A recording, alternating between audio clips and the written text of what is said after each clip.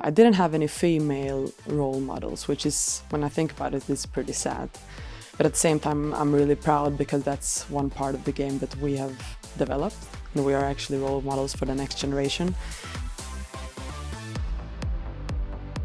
Hello and welcome to We Are Chelsea, the official podcast of Chelsea Women, brought to you in association with Skoda, who are the official car partner for Chelsea Women and proud supporters of women's sport.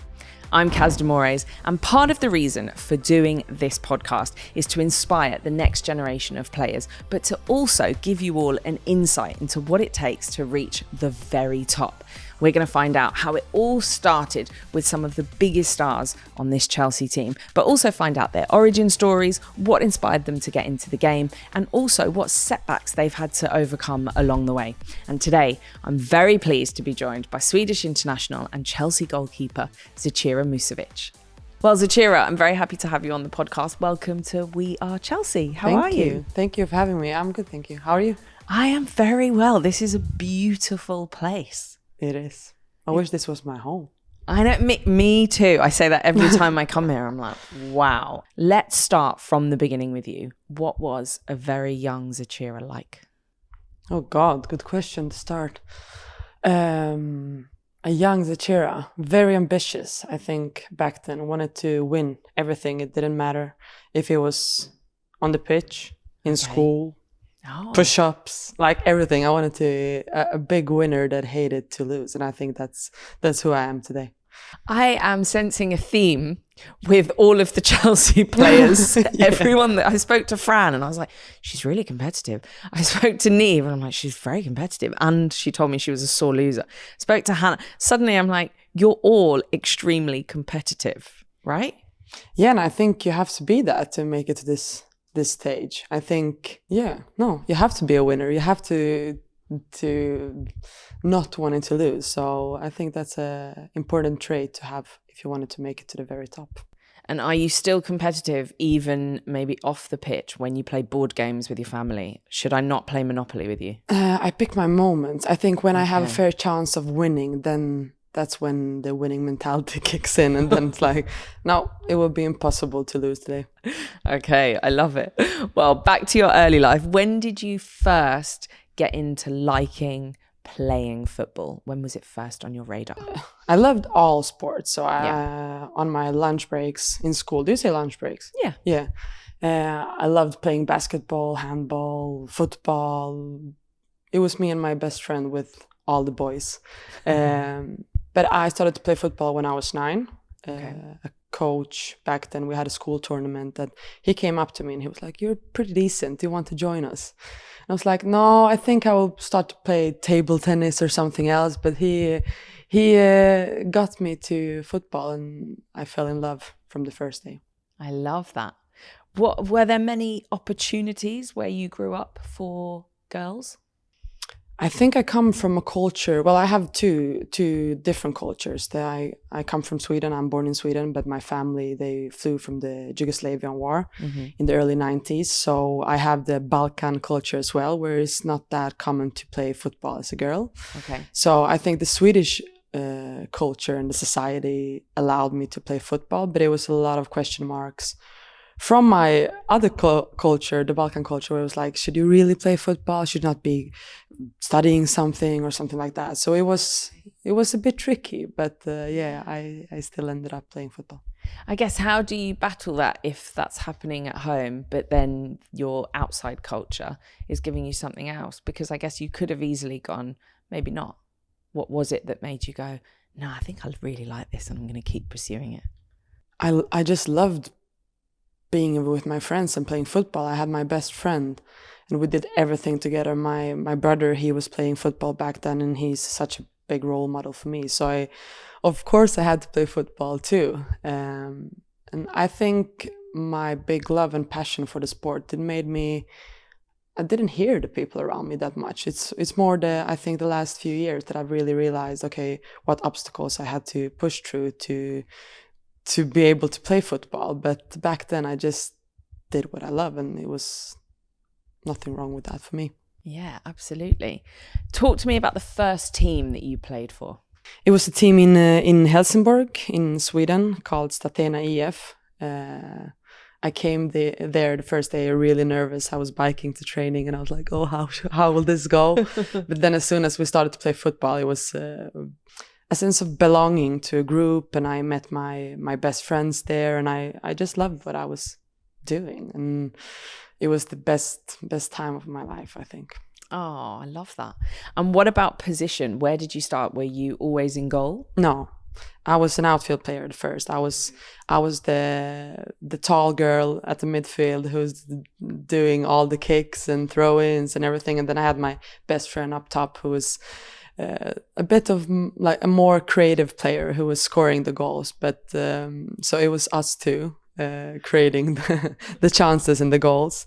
But then now I think around the age of 12, I tried the goalkeeper position, and I liked it. It was a role that was really clear, and you had the chance of being the hero for your team. I love to help out my friends, and I think that's a position where you can really do that.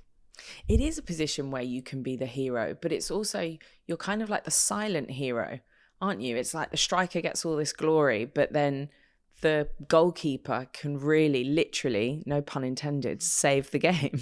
Yeah, you can destroy the game as well. So it's a double-edged sword. Yeah, I think it's a position, maybe the position on the pitch where it's really black or white.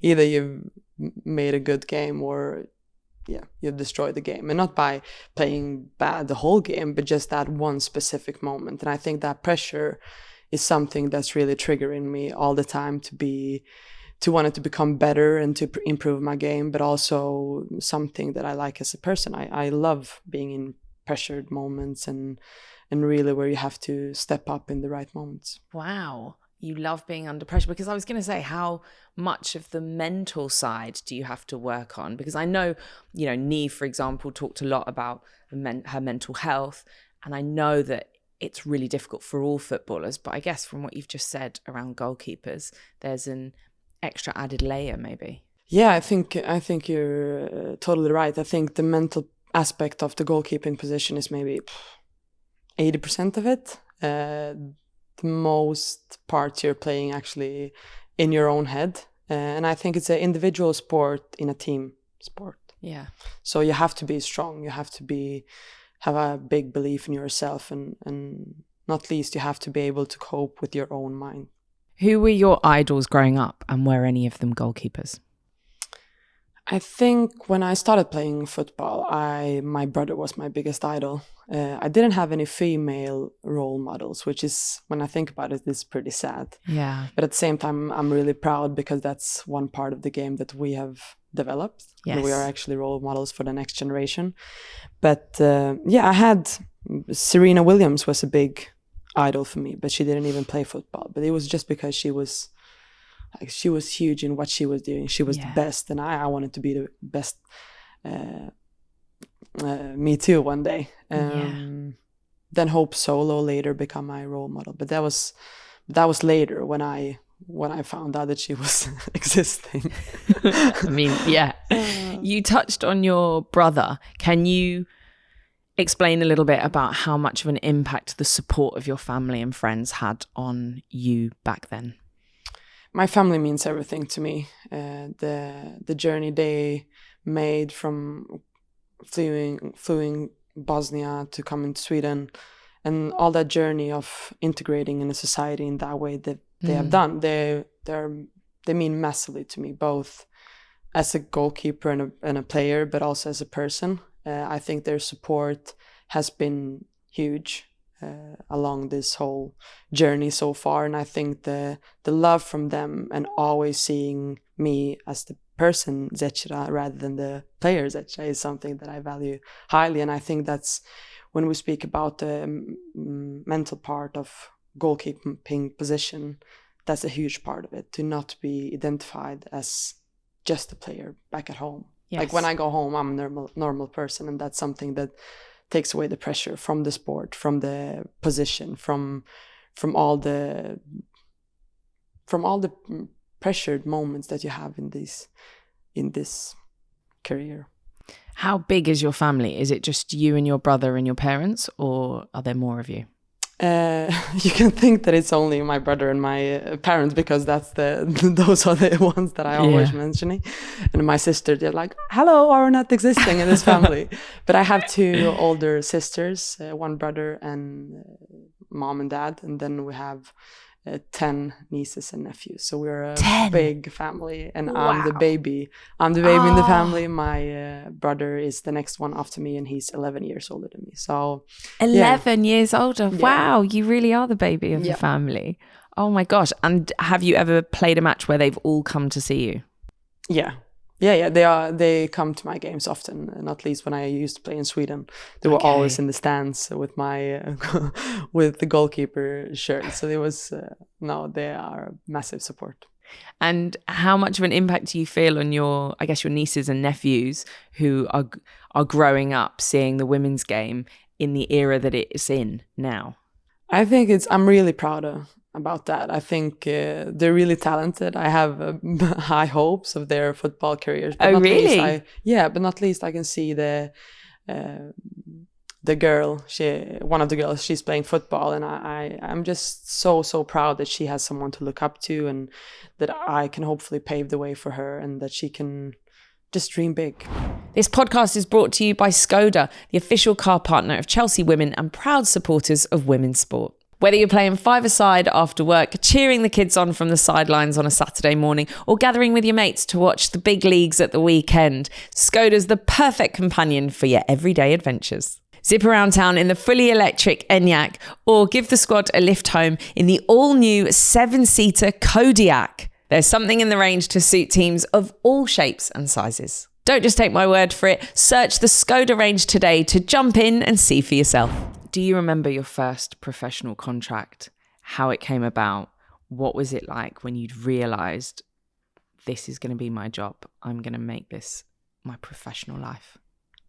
I don't know. I don't think I've realized that even today. I think just seeing this as a job for me, that's something that doesn't feel true. Like I'm doing what I love, and I'm getting paid for that. For me, that's something I can't really understand. And I don't want to understand it, because I'm living my best life. But I think going back to your question, my first professional contract, I remember playing in Statena with a women's team, and then we played against FC Rosengard, which was back then the best team in Sweden, or one of the best teams in Sweden.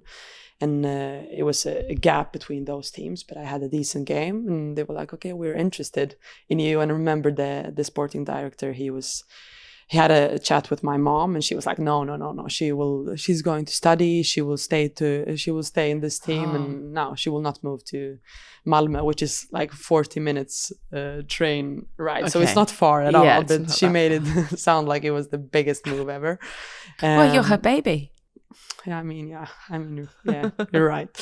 But she was, the sporting director came home to my family, was sitting in the living room, and my mom and dad, they were so cautious that I had to finish school in the best possible way. And I remember my brother, once again, he was the one who convinced them that it's okay. Like she will be able to take the train 40 minutes. She will still manage to complete the school in a good way. But that was my professional contract. First. I love that. That is brilliant. They had this. I'm just trying to imagine them sat in the living room trying to convince your parents. And they are not easily convinced, not least my mom. You have to have good arguments if you want her on your side. Oh, really? Yep. Well, maybe that's where you get it from. Maybe that's where you get your, I'm going to go. Maybe. Your go-getting personality might be from your mum. Did you ever see yourself moving from Sweden to play abroad in another country? Not when I was young. When I got the question, I was always saying, I want to play in a team where I can have the best facilities and conditions. Do you say conditions? Yeah, conditions. To become the very best. And I think back then the Swedish league was really, really good, and it was one of the best leagues in the world. And I was playing in a club where I was 40 minutes from my family, and I was living my best life. So back then I was like, no, I will play in Sweden and stay in Sweden for the rest of my life. But then as the years went by, I felt that the WSL was getting better, the European football was getting better, and I started to feel like, okay, maybe I'm done in Sweden with my development. I've reached the limit, and I need to test myself and go out of my comfort zone once again to find new levels within my game. And that's when I started to look outside Sweden, and that's when Chelsea came in the picture. But we often talk about sacrifices within our sport and in our careers, and you often talk about missing out parties and not to be able to hang out with friends and stuff like that. But I think that's moving to Chelsea, that was maybe that was my biggest sacrifice that I've been pushed to make in my career, and that was actually to leave my family and to leave that closeness to them, for at least from a distance perspective. I guess there's a lot of sacrifices that being a professional athlete has that other professions don't, when it comes to your food, when it even comes to other sports that you may or may not be allowed to participate in. When you look back at your time before you came to Chelsea at Rosengard, how do you feel about your time there? I loved every day of it. I won't say that now, but I remember I hated some of the days. I played there for 8 years, and I grew so much, both as a person and as a player as well. They taught me how to become a proper winner. It was a club where we won pretty much everything in Sweden.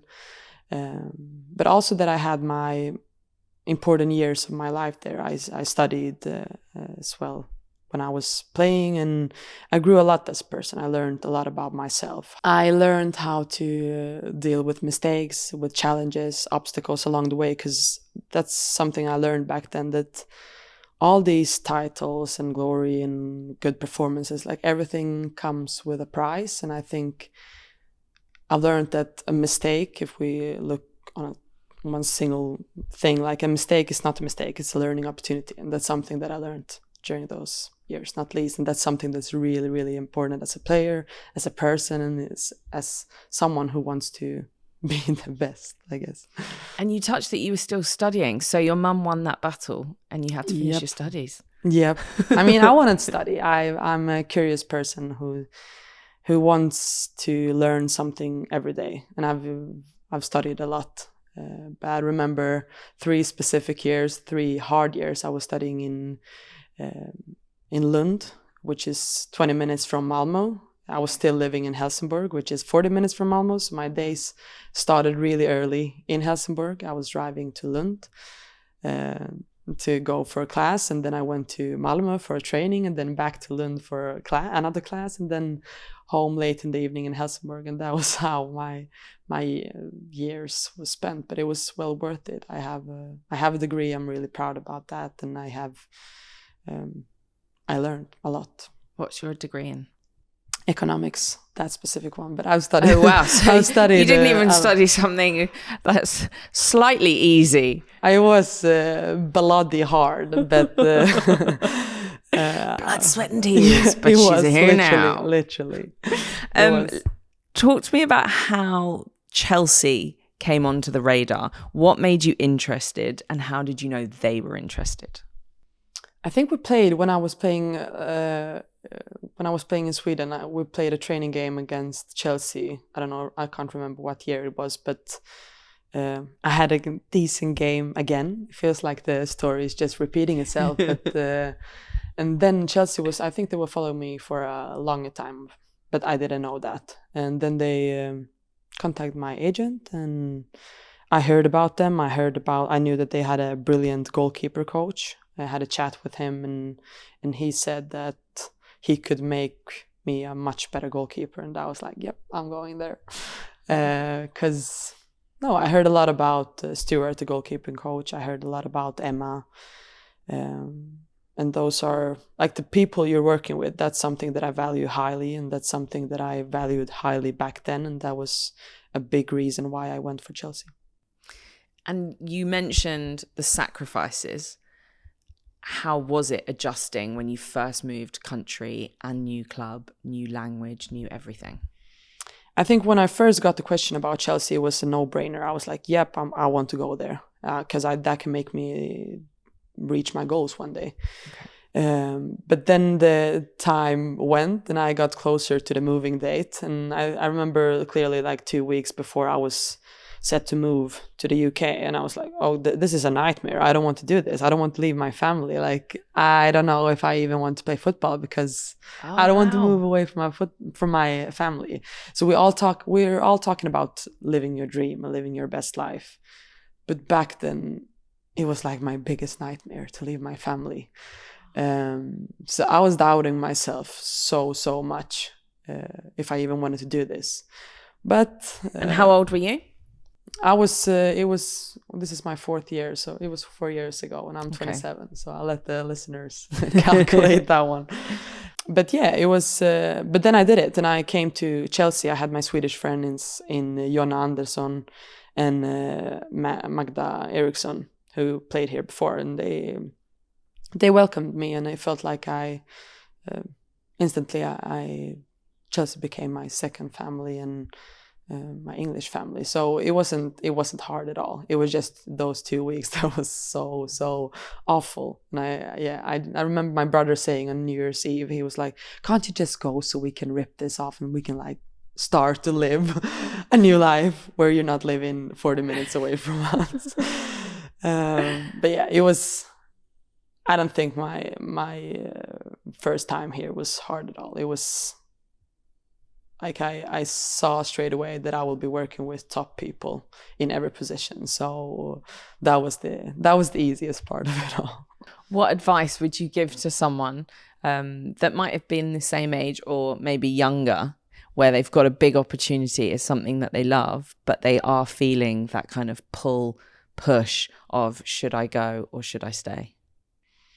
I think when you get into those moments where you feel really nervous or pressure, like stressed, I think you have to look at it as something that's not given to everyone. Like it's a privilege to be in those situations because that means that you're being tested in a big way. You're being tested if you can go outside your comfort zone. And I think like it sounds like a cliche, but it's outside the comfort zone where the magic happens. And I think my time in Chelsea and my step to Chelsea was one of those. Okay. So essentially, it's scary. It's but scary. Go for it anyway. Yeah. Because it will bring good things. Tell me about some of your favorite moments in a Chelsea shirt. Oh God, I have a lot of good moments in Chelsea. I think the last week when we played Bristol, that's definitely going into my list of favorite moments in Chelsea. I remember when I was sitting home watching Arsenal City. I can't remember when I cheered for Arsenal the last time, but I was so down before that game. I was like, we're in a tricky position. We lost against Liverpool. The title race, it's tricky for us. And then the Arsenal won, and I was like living on clouds. I was driving to Kingsmeadow to play the game against Bristol. I was so just high on life, and we won the game with 8-0, and it was a superb performance from everyone. So that's definitely one of my favorite moments. I think, who did we play? Was it Aston Villa when I passed a long ball to Sam, she scored. We won in the last few seconds. That's definitely one of my favorite moments. I just think where you're just living on the edge.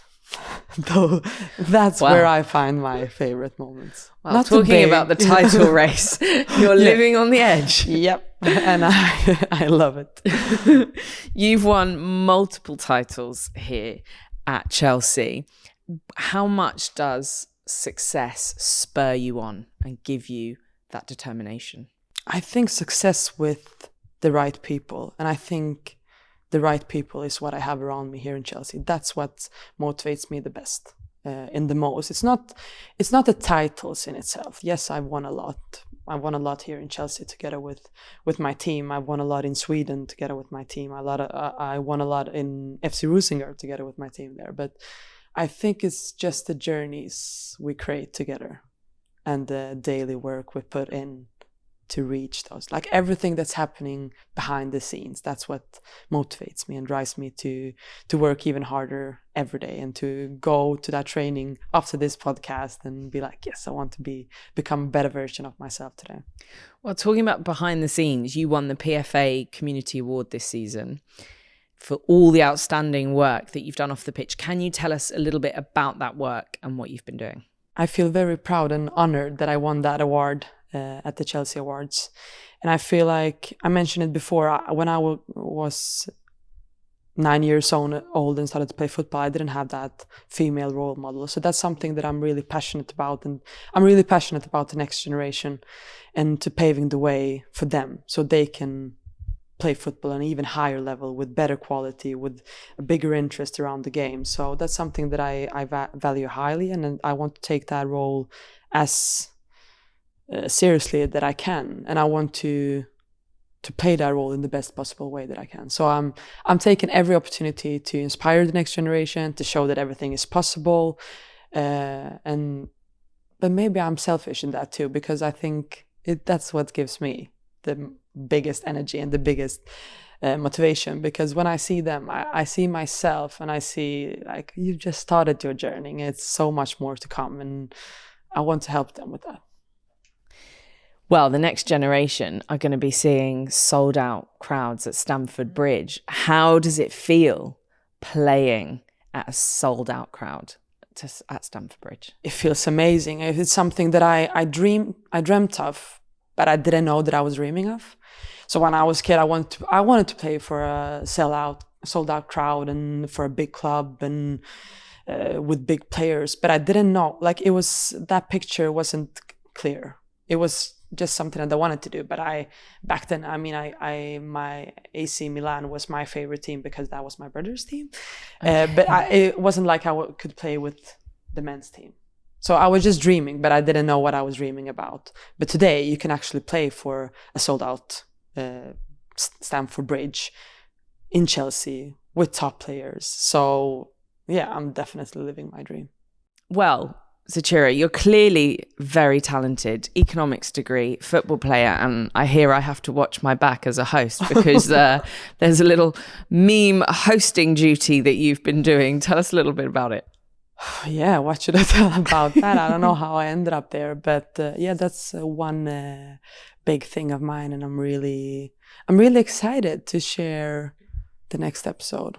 Who's going to be on the next episode? So the fans has been going crazy about this. Okay. And they have demanded Emma and Denise. And I've said that, okay, I mean, it's not really possible with that pair.